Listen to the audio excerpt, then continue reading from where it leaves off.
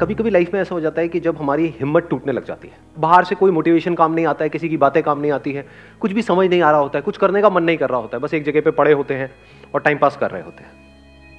अपने गोल की तरफ आपने बड़ा एफर्ट किया, बहुत मेहनत करी, अपना सब कुछ लगा दिया उसमें, लेकिन रिजल्ट उसका बिल्कुल अपोजिट आया जैसा आपने सोचा था। होता है ऐसा, कई बार आती है लाइफ में सिचुएशन आती है ना, ऐसा लग रहा होता है कि सब कुछ ही खत्म हो गया है, अंदर से ऐसी फीलिंग आने लग जाती है। तो उस वक्त क्या करना चाहिए, मतलब कि उस वक्त खुद को मोटिवेट कैसे करें? उनको मैं दे दूं। सर आपकी वीडियोस देखती हूँ। अच्छा, तो सारे करते हैं यहाँ पर आए। तो मेरे जब वीडियोस देखते हो तो काम करता है, वो रिलेटेबल होता है, फर्क पड़ता है, बहुत फर्क पड़ता है। Even you are a life giving person. इसको एक स्टेप और आगे बढ़ाते हैं कि अगर आपने मेरे वीडियोस देखे, और वैसे ऐसा होना तो नहीं चाहिए, लेकिन वो भी अगर काम नहीं किए, मेरे वीडियोस भी काम नहीं किए अपनी तारीफ करने में बड़ा मजा आता है, लेकिन मान लेते हैं कि अगर आप मेरे वीडियोस देख रहे हो, किसी के वीडियोस देख रहे हो, वो भी काम नहीं कर रहे, अब क्या करें?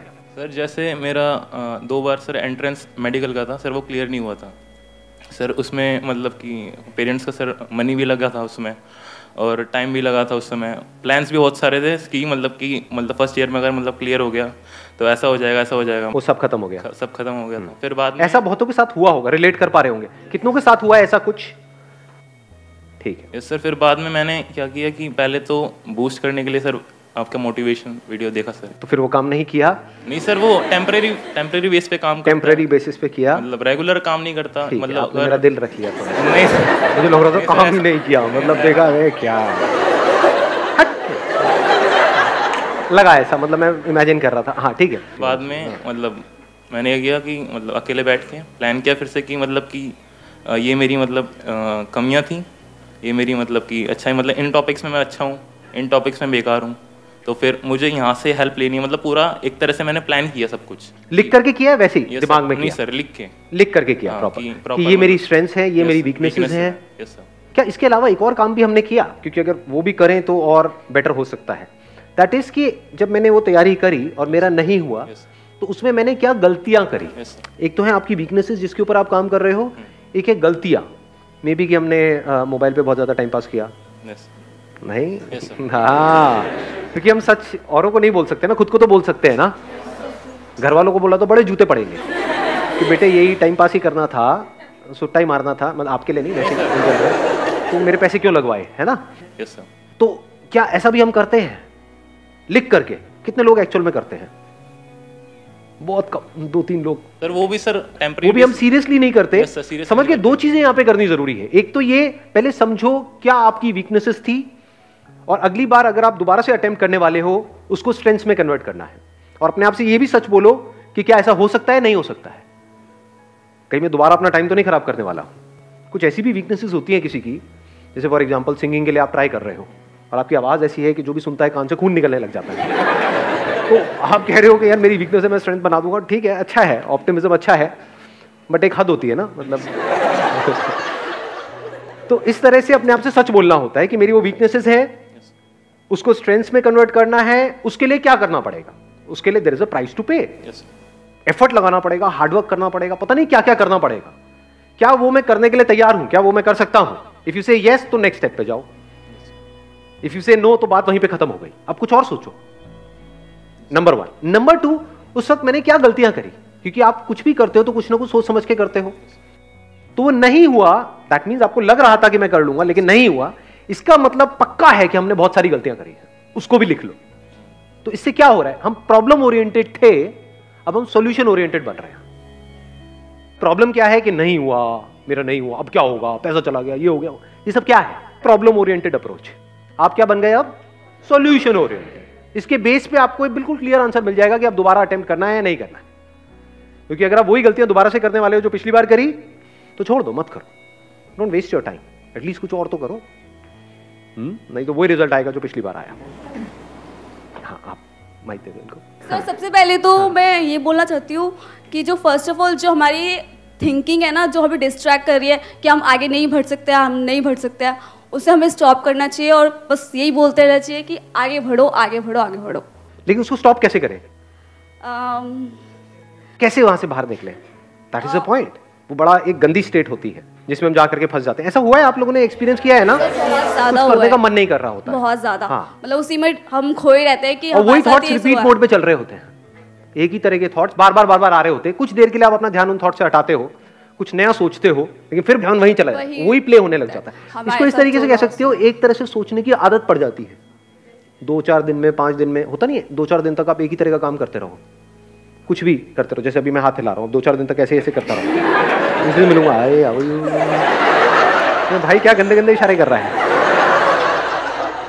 सो द पॉइंट इज कि एक तरह से अगर हम सोचते रहे नॉन स्टॉप 2 दिन 4 दिन, तो आदत पड़ जाती है, हैबिट, एक तरह की हैबिट पड़ जाती है उस तरह से सोचने की।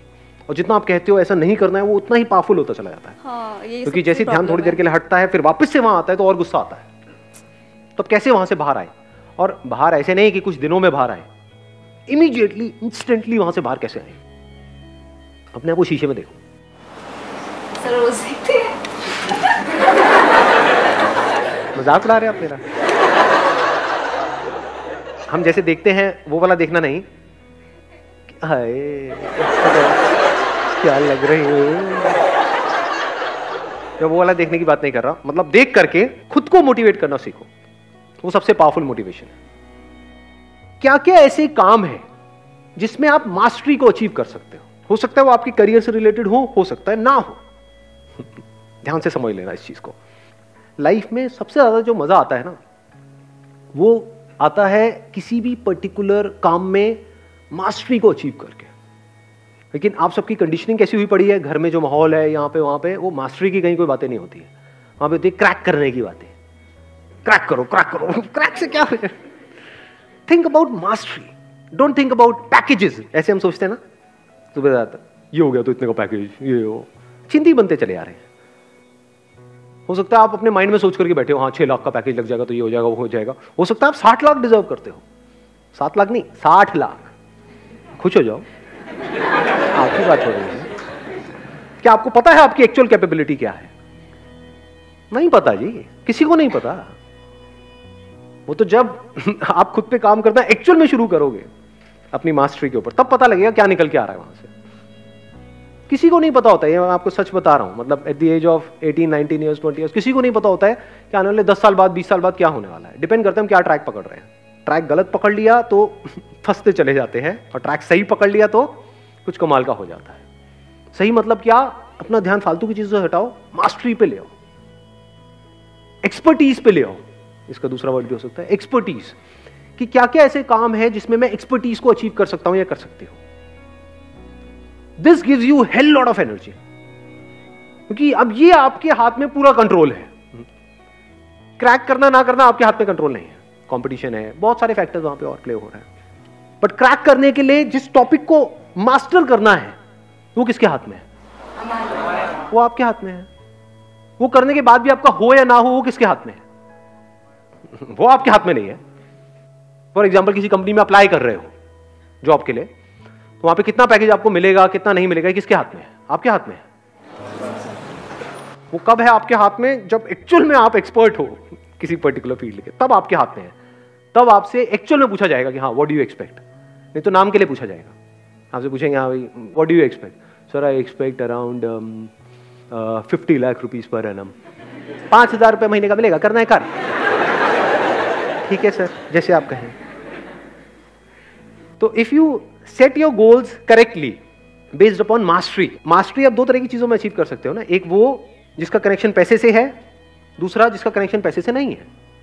फॉर एग्जाम्पल आपको बैडमिंटन खेलने का शौक है, उसमें आपको मेडल नहीं लेना है, आप तैयारी किसकी कर रहे हो? किसी एंट्रेंस की कर रहे हो। तो क्या आप शीशे में देख करके खुद को ये नहीं बोल सकते कि I am going to be a master of this badminton what I am playing, इसमें मुझे मास्टरी को अचीव करना। अच्छा उससे क्या होगा? पैसा मिलेगा? नहीं मिलेगा। एनर्जी मिलेगी या नहीं मिलेगी? एक डायरेक्शन मिलेगी या नहीं मिलेगी? हम लाइफ को ना बड़ा लीनियर तरीके से देखते हैं कि एंट्रेंस क्रैक करना है, इसका मतलब क्या है कि मेरे को दिन में 12 घंटे पढ़ना है, 16 घंटे पढ़ना है, और फिर ये करता चला जाऊंगा, वो क्रैक हो जाएगा। क्या 12 घंटे 16 घंटे पढ़ना इंपॉर्टेंट है या क्वालिटी ऑफ टाइम इंपॉर्टेंट है? What do we mean by quality of time? One pointed focus, 100% concentration, वो कहां से आती है? क्या उसका फिजिकल फिटनेस से कनेक्शन है या नहीं है? अंदर जो केमिकल लोचा चलता रहता है उससे कनेक्शन है या नहीं है? तो जब खेलते हैं तो क्या होता है? अंदर डोपामिन रिलीज होता है नहीं होता? पता है ना, इतना साइंटिफिकली हमको पता है ना उससे क्या होता है? अच्छा फील हो रहा होता है। और मजे की बात बताऊं क्या है आपको, एक बहुत मजेदार बात बताता हूं। मैं डेली खेलता हूं बैडमिंटन पिछले काफी टाइम से। तो हमारा अपना एक ग्रुप बना हुआ है और है, ज्यादातर सब ऑलमोस्ट मेरी एज के हैं वहां पर, मतलब 15-16 साल के।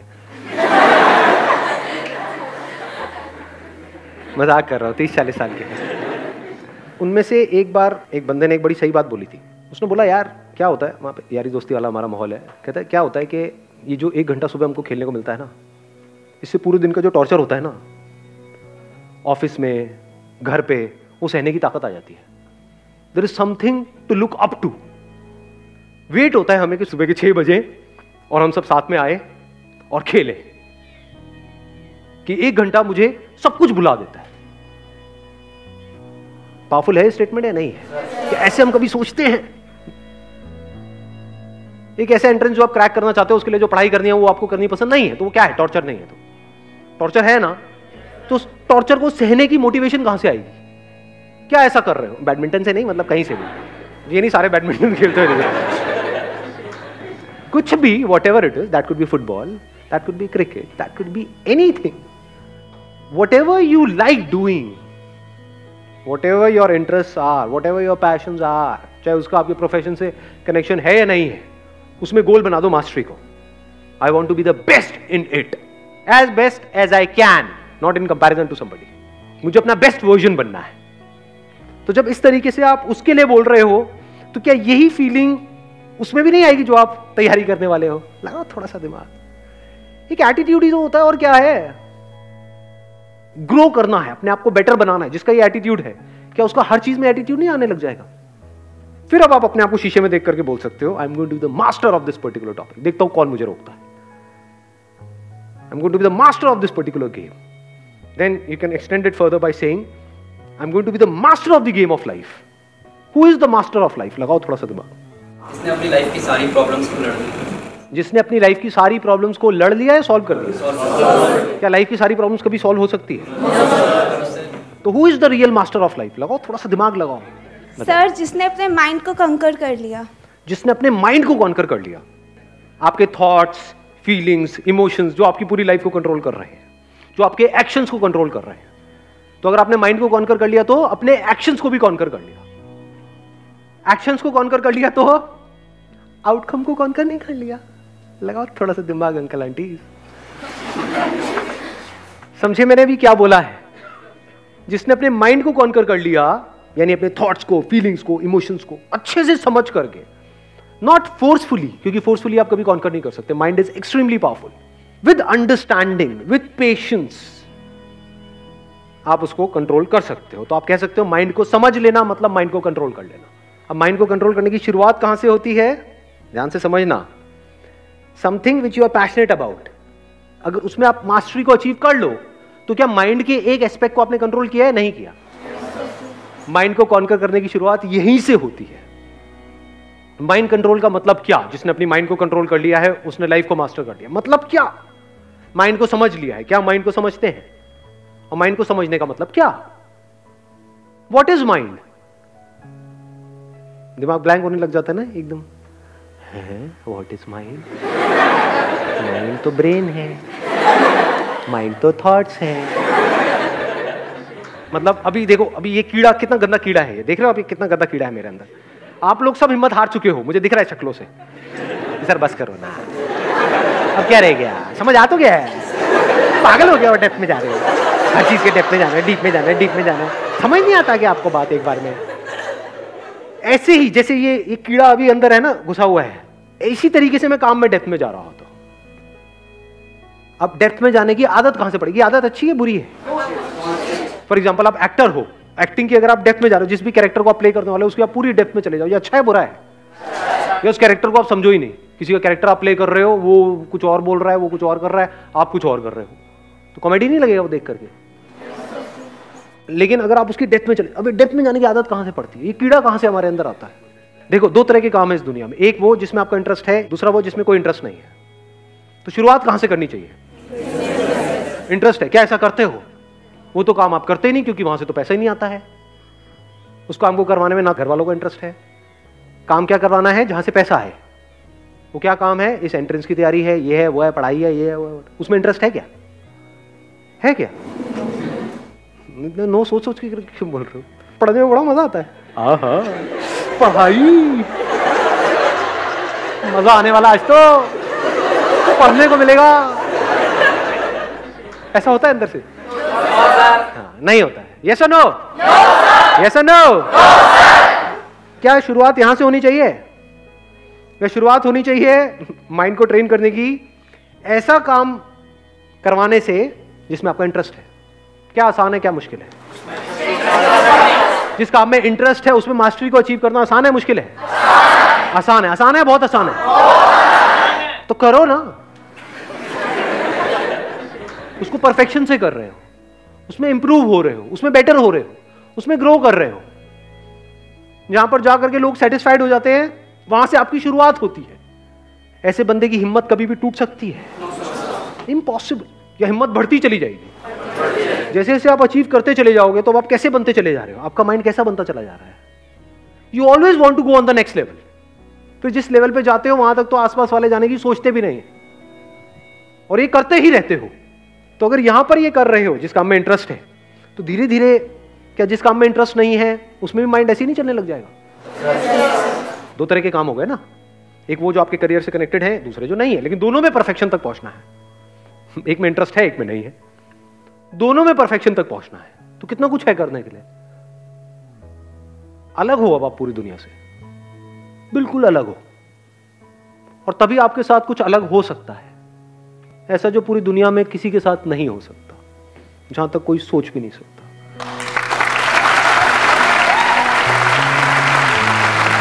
Thank you sir.